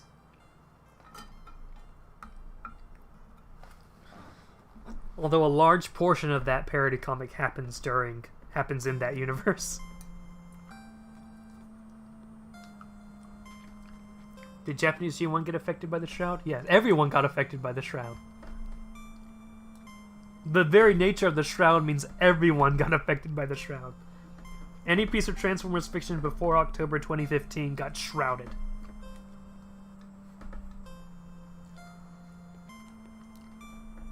So what was the Shroud exactly? What do you mean?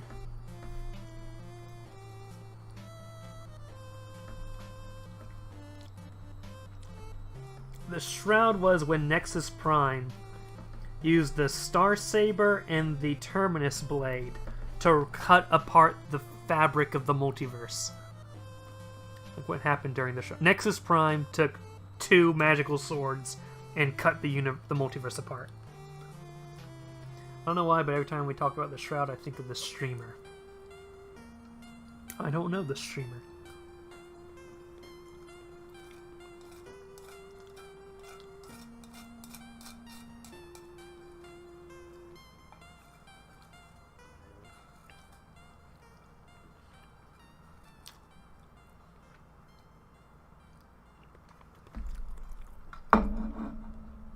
Like, with the Shroud, Transformers gets one of the saddest and anticlimactic... In such strange universe, is the GoBots relevant? Well, yeah, the GoBots are part of the multiverse. Does Gem of the Holograms have any connection besides being in the same universe? I think, is it Synergy? What's the name of their computer? I think their computer has something... sometimes is somehow connected to the Transformers technology, but I'm not sure. Of course, Hector Ramirez shows up in Gem of the Holograms. How do Transformers form rubber tires and glass windows if they are made of metal? They're made of living metal, and living metal can... what's the word?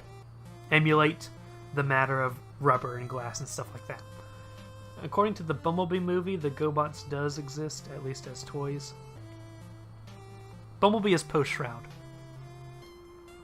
But yeah, when you think about it, the Transformers story ends very sadly. It ends with the multiverse being ripped apart, so many people in Axiom Nexus have no way to get home. People like Leo Convoy, who is stuck in Axiom Nexus. The GoBots, I'm pretty sure, are still lost. Nobody found an answer as to how do you stop Unicron.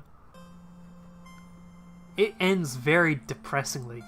And then it goes into the post-Shroud era, where nothing is connected and everything is inconsequential to each other. I was saying that when I saw the Jim cartoon. Jim the holograms is just Soundwave when he and the other Decepticons got drunk, and this thing haunts it forever. What's the Axiom Nexus? The Axiom Nexus is the city in the Transtech universe where they monitor. It's where they monitor the. It's where the Transtechs monitor the multiverse. And it's also like sort of a hub for multiversal travelers. So, people from all over the multiverse live in the Axiom Nexus. Think about how Singapore has people from so many different countries living in there. Axiom Nexus is sort of like that.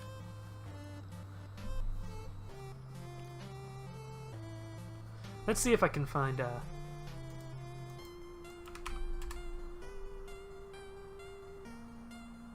the Transtech response to the Shroud. It's not going to be on YouTube, is it? Transtech Shroud.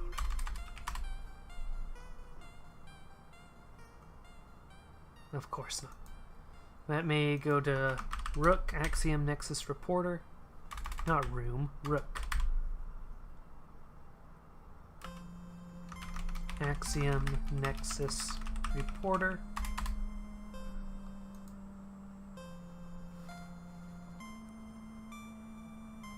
Oh, where is it? There's Andromeda. There we go. Rook. Axiom Nexus News Investigative Journalist.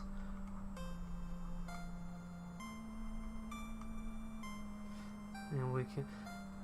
Say what you will about the TF Wiki, but it does well at keeping an archive of Facebook posts.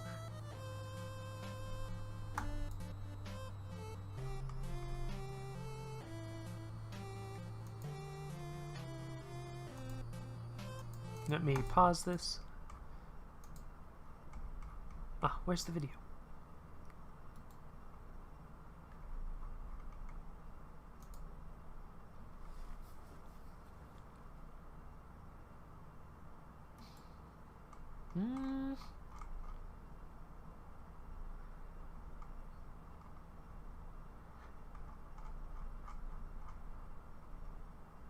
Oh, maybe it wasn't... Was it Ask Victor Prime? I thought it was Axiom. Ask Vector Prime. The video where the Transtech are like, hey, the multiverse died. So Axiom Nexus is like Singapore with the different continents separated. Next thing you know, there's a starship called the Borealis and Transformers lore, and everyone points it back to Half-Life. Wasn't Rhinox traveling through time and dimensions for a while? Where did he end up? Rhinox? I don't think he was. He was in the Universe War. He was in the Universe War, and at the end of the Universe War, most people returned to their home universes. Or... yeah.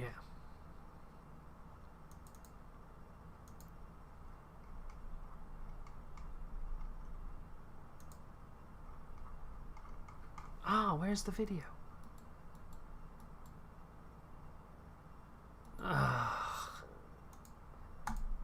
Looking through primary sources is a pain.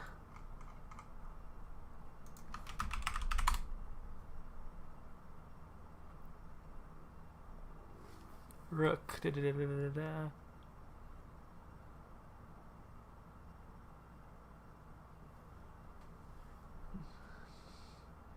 What race did each of the 13 primes give rise to? I know Micronus gave rise to the Minicons. Micronus is the Minicons. Solus Prime is females. Onyx Prime are the Beast Formers, the Beast Mode Transformers. I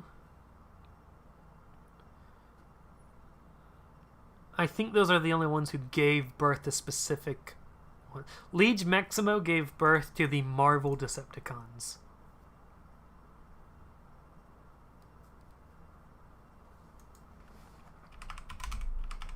And presumably we can assume that Liege Maximo would be the ancestor to Decepticons when it's specified that there is an ethnic difference between the Autobots and the Decepticons, with the exclusion of when they explain why they're ethnically different. For example, G1 cartoon, they're ethnically different, but not because of anything to do with Liege Maximo. But Unicron trilogy, they are ethnically different. No explanation. Probably Liege Maximo. Where is it? I've been looking for this video for so long. What if I looked up the convoy? Because they were part of it.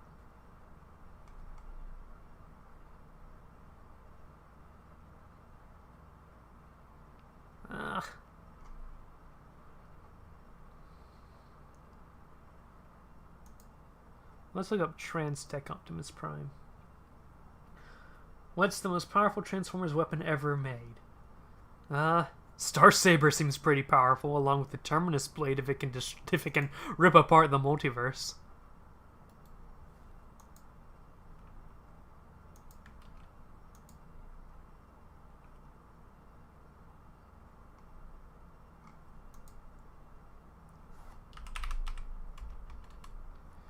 Oh, where is this?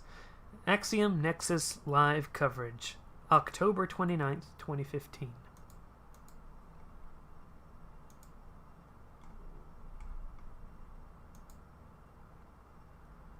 What do you think about the Transformers My Little Pony crossover? I don't really think anything of it. I don't intend to read it.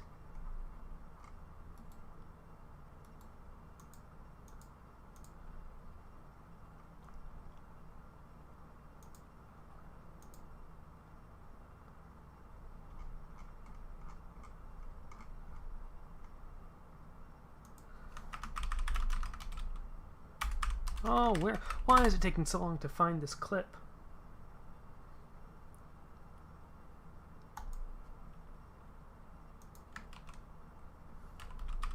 I can't understand was Starscream's ability to survive mouthing off to Megatron for so long and not get a shot to Galvatron.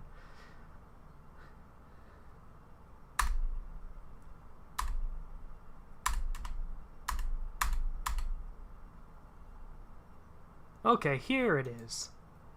Oh, how do I watch this without doxing my Facebook? I know how we do it. We go into incognito mode.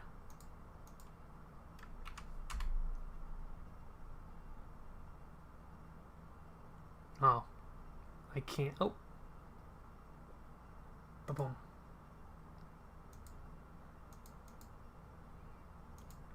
Andromeda here, live at the... Rook and Andromeda here, live at the High Senate building. We're just moments away from a press conference with High Chancellor Optimus Prime himself.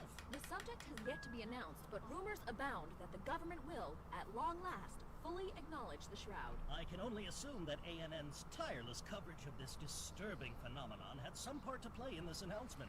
And now we Wait, go to... Rook, someone's coming. Yes, it's Optimus Prime, and someone's with him. It looks to be. Yes, it is. It's Director Shockwave. This is going to be big, folks. And this would be Trans-Tech. My fellow Cybertronians, as many of you are aware, we have been experiencing an unexplained loss of contact with the rest of the multiverse. Certain elements within the government have attempted to limit access to this information in an attempt to forestall a panic, at least until our scientists had a better understanding of what was transpiring. At my insistence, we shall no longer be pursuing that path. Minister Radix and I have finished briefing the Senate as to the state of the multiverse. As of 2 solar cycles ago, Privax cluster is no longer accessible to our quantum harmonic interferometers. The Privax clusters make up nearly half the multiverse and contain many of the most influential planes of existence. They were also the last cluster still accessible to our scientists. As long as we could still observe them, our ability to navigate the multiverse remained. Now, however, we are alone. The Shroud, as some have been calling it, has descended fully. Optimus, what does this mean for Axiom Nexus? Silence. We are getting to that. The reaction in the Senate was much as it is here in the press, and no doubt among your audience, fear and uncertainty. However, what we learned next provided us with some small measure of hope in this dark hour. Shockwave. Ever since this phenomenon began, Minister Radix and I have employed a variety of techniques to attempt to understand why our instruments were failing. The critical question was if the universes were disappearing, or if this was a mere curtailment of our ability to observe and travel to them. I am relieved to say, just this morning, we successfully made a brief contact with a Gargant reality from a 2-bot outpost orbiting one of the most important reality streams, Gargant 1084.29 Alpha. Okay, so here's the thing. That's one of the GoBots universes. The Shroud stuff ends with them, like, leaving up, like, a shred of hope that the multiverse is still out there, because Axiom Nexus makes contact with one of the GoBot universes. That's never followed up on. So, as far as we know, the Shroud happened, and nobody can contact anybody except this one GoBots universe. If the original Transformers cartoon takes place in 2005, the G.I. Joe cartoon must take place in the 70s or 80s, right? Season 1 of Transformers takes place in 1984. Season 2 takes place in 1985. Season 1 of G.I. Joe takes place in 1982. Season 2 is 1983. And then that moves... G.I. Joe generally happens when it comes out. Same can be said about Transformers until the 2005 jump time skip. So we blame the GoBots for the Shroud. Got it. No, we do not blame the GoBots for the Shroud. G.I. Joe generally is happening at the same time as Season 1 and 2 of Transformers. With Transformers happening a little bit later. Like, G.I. Joe starts 1982. Transformers starts 1984. The implications of this new information are clear. It is now evident that the multiverse still exists, but the walls between realities have been strengthened somehow. With enough power, at the right time and place, signals can pass from one reality to the next. Minister Radix and Director Shockwave are already developing proposals to move us forward under the new constraints we find imposed by an unknown and Cobra Commander was in Transformers Season 2 when the Autobots returned human. Incorrect. Cobra Commander was in Season 3. perhaps unknowable cosmos. There will be impacts in the daily life of everyone on Axiom Nexus. Most of our technology, from the smallest cyber chip to our largest power generators, utilizes reality shifting in one capacity or another. So the Shroud is the product of a guy taking two magic swords and deciding to take matters into their own hands and just separate the multiverse. Yes, basically, the Shattered Glass universe invaded the Classics verse and then destroyed the Classics verse, like wiped out a universe, which is like a big deal when it's done by just random Transformers. Like, universes being destroyed is like, okay, yeah, the Hytherian destroyed a universe. That's normal. Unicron destroyed a universe. Gotcha. But then when normal Cybertronians just destroyed a universe, the Shattered Glass universe declared war upon another universe, invaded it, and destroyed it. And Nexus Prime watched that and was like, we are starting to get too travel friendly with this whole universe thing. Basically, Nexus Prime saw it as Cybertronians already destroy their universes in space. Like, you know, take the IDW universe, for example, where, like, most of the universe is, like, in a post-apocalyptic state because of the Autobot-Decepticon war. Transformers already destroy so much of their home universes, but once they start invading other universes and start waging multiversal warfare, is when the universe is better off being separate. We're better off breaking the multiverse than we are. It's a lot like what Rewind did in More Than Meets the Eye, where he said it was a better idea to, like, have Megatron die so Cybertron would turn into a horrible Senate-controlled world, but the universe gets to be at peace. Like, it's a terrible option for the Transformers, but everyone else benefits from it. So it's like, let's do that on a multiversal scale. Except the Shroud happened before that, I think. No? They happened around the same time.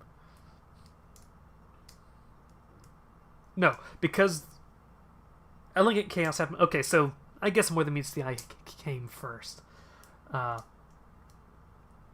Shattered Glass should have gone for the Michael Bay universe. And consequently, will no longer function reliably. You have probably already noticed the blackouts and other service disruptions. Now, our viewers thought that was due to the Waruder invasion. That was our original hypothesis. Ah, yes, the Waruder invasion of Axiom Nexus happened a little bit before the Shroud. Well, Nexus Prime seems like the kind of insensitive jerk for not telling anyone on Axiom Nexus. He didn't tell anyone, period. Like, when you see the Shroud happen, like, he's destroying the multiverse, and then you see Unicron, Primus, and all the other 13 just kind of walk up to him like, what are you doing? We don't really get to see what the discussion is, but the multiversal singularity is like sort of surround Nexus Prime, and we see that panel happen. I can only assume that they're all like, hey, what are you doing, man? What's up with this? And then he does it anyway. Keep in mind that this Nexus Prime thing is like the culmination of a long arc that started since the Unicron Singularity Crisis, where they're sort of elaborating on the idea that Nexus Prime is a bit different from the rest of the 13. He's a bit more rash, or brash, I don't know which is the correct word. He's a bit more of a... Because the 13, besides the Fallen, and Liege Maximo, tend to, like, work as a group. But Nexus Prime was split into pieces and sent out across the multiverse to hide the Star Saber. And his individual pieces forgot about Nexus Prime, forgot about their history. So they essentially lived a life of normal Cybertronians. And then they discover that, hey, we form Nexus Prime, and they all came together. But even though they're Nexus Prime, they still have memories of being normal Transformers. And normal Transformers tend to be a bit more take charge on their own than the 13 tend to be. Is the Bumblebee movie in canon with the Bay movies? No. It's a different continuity. Primus probably played forehand, backhand with his head after he did it. Has since been disproven. It is difficult for us to foresee all the myriad ways this brave new world shall impact us. Sacrifices will have to be made. To all in the off-worlder zone. See, the pre-Shroud universe ends on... I say universe, it's a multiverse, but it's easier to think of it as like Star Wars Legends versus canon type deal. The Legends of Transformers ends on such a depressing note of like, there will be sacrifices. It's like, oh boy. Patience as we explore what options are open to us. The original Transformers fiction essentially ends in an apocalypse. The end. It's like so depressing. Those who wish to travel off-world and Wait, is Transec Optimus Prime, or is he Optimus Primal? Optimus Prime. have the capability of doing so, we shall be expediting visa processing. Now that sending you to your home realities no longer seems to be an option. We can no longer send you back home. Wish we had better news to share. Know that all available resources will be directed towards understanding the current multiversal landscape. Axiom Nexus has always prided itself on its adaptability and technology. Now that much of the latter is denied to us, we fall back to the former. I have full confidence that, with Autobot and Decepticon, Maximal and Predacon, Protecton and Terracore, Malignus and Guardian, Human and Nebulon, and all other factions, creeds, and tribes pulling together, we shall overcome this new challenge.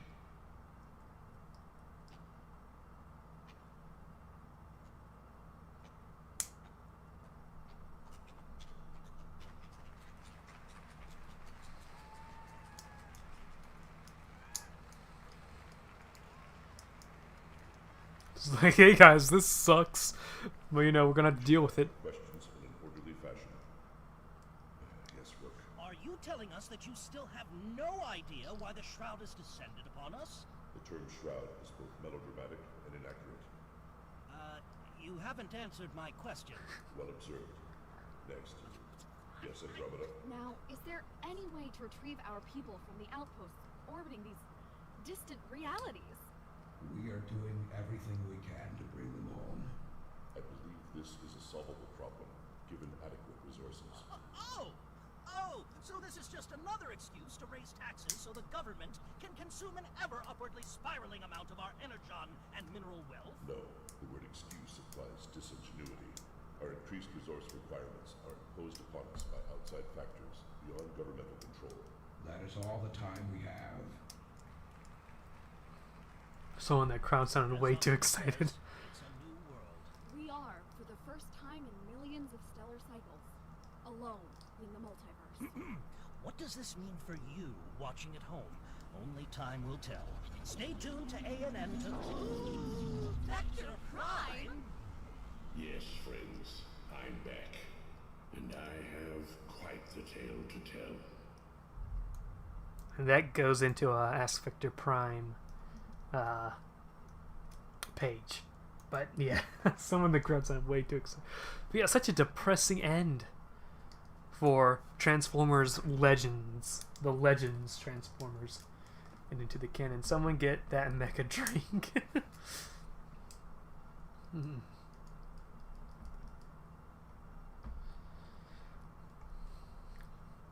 How does Zodiac from the Zone fit in with the creation of the Transformers universe? The Zodiac is the leftover residual energy from the Big Bang. So when the Big Bang happened, the Zodiac's what's left over from that. Later in Cyberverse, Windblade gets to meet all the former Primes. When her mind enters the Matrix, you reference one of them as Primal, as in Primal Prime. What do you think of that? Well, I think it sounds like there's a cyber... It sounds more like it's a version of Optimus Primal than a Primal Prime.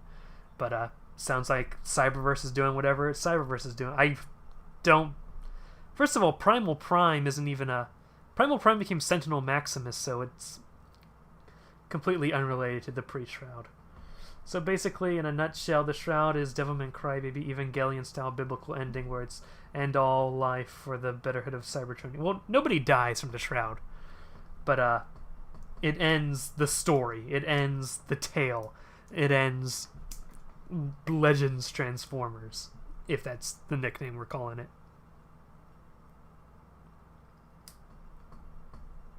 Well, Nexus probably... Well, Nexus probably has a lot of problems. Oh, Nexus Prime. I thought you meant like the Nexus Cluster. Nexus Cluster has a lot of problems. Nexus Prime, I think, separated, like, all the other multiversal singularities. I guess you could argue that the multiversal singularities died, but really they were all split into pieces. And it's kind of fitting that the combiner, Nexus Prime, that was separated into pieces, is the one who separates all the multiversal singularities into infinite pieces. End the story very badly, but I don't know how they could have fixed... Yeah, that's like... Everything surrounding the Shroud is depressing, including the fact that there really wasn't an alternative to it. I mean, Unicron probably killed him. No. The multiversal Unicron was split into different pieces, too.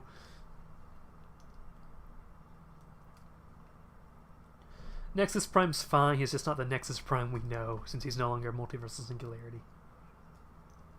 So no, it's Nexus Primes.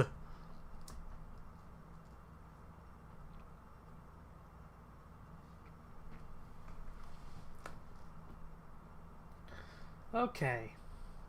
Chat's starting to die. I think we're going to end it here. Like you said yesterday, we know what's going to happen. Let's just put a bullet in it. They could probably do something later on a few years from now, but right now it's a bitter pill, yeah. We're not dying, I just joined. Poor Luca. Pietrangeli. Pietrangeli, è italiano. I'm so sorry. I am so sorry. But, yeah. I guess we'll end this here. We always end up talking about the Shroud. Almost always end up talking about the Shroud. Although it's very hard to talk about Transformers lore without talking about the Shroud. Like, the Shroud is like a must-talk. Like, it's sort of like, it's back in the 80s how people talked about Crisis on Infinite Earths. It was always pre-Crisis and post-Crisis. Okay, catch ya all later. Okay, thank you guys so much for watching. I don't know how to end streams. Yeah. Catch you on the... It was so close. Cheers, and take care. Thank you. Alright. Nope, that's intermission. There we go.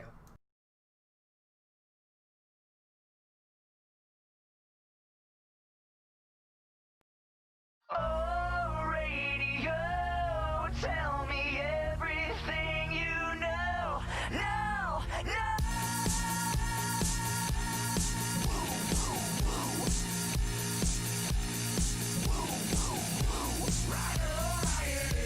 Can't keep me quiet. I just get screwed up. I can't deny it. Come on and try it. Lay on, get screwed up.